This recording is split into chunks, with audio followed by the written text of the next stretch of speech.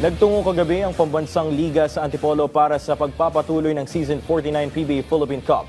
Nagbanggaan ang Meralco Bolts at Blackwater Bossing sa unang laro ng doubleheader habang main event naman ang TNT Tropang 5G versus Rainer Shine Elasto Painters. Balikan natin ang aksyon sa ulat ni teammate Rafael Bandayrel.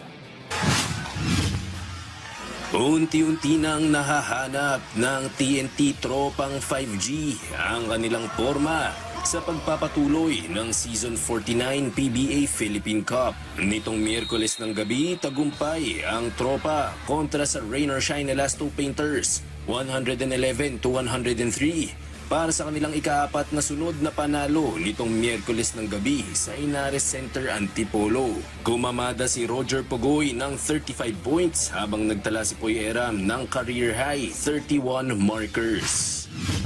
I just let the game come to me.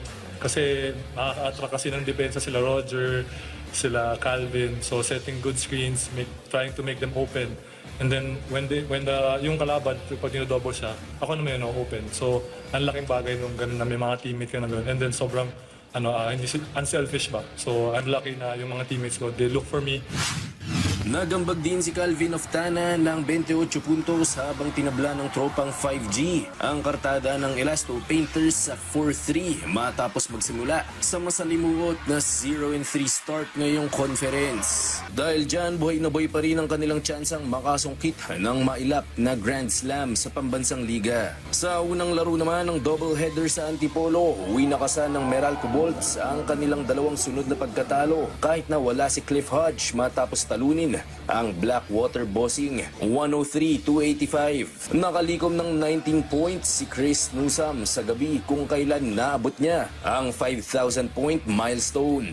Nagpasiklab din si rookie CJ Cancino na gumawa ng 14 puntos. Kabilang ang isang 3-point shot na nagpalobo sa abante ng Meralco 84-62 sa simula ng fourth quarter.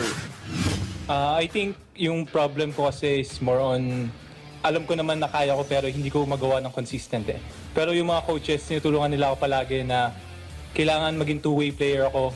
Sinasabi nila na okay na yung offense ako, pero yung defense ako lang yung kailangan kong dagdagan. Magpapatuloy ang aksyon sa Season 49 PBA Philippine Cup sa Biyernes, May 23 sa PhilSports Arena. Rafael Bandayrel para sa Atletang Pilipino, para sa Bagong Pilipinas.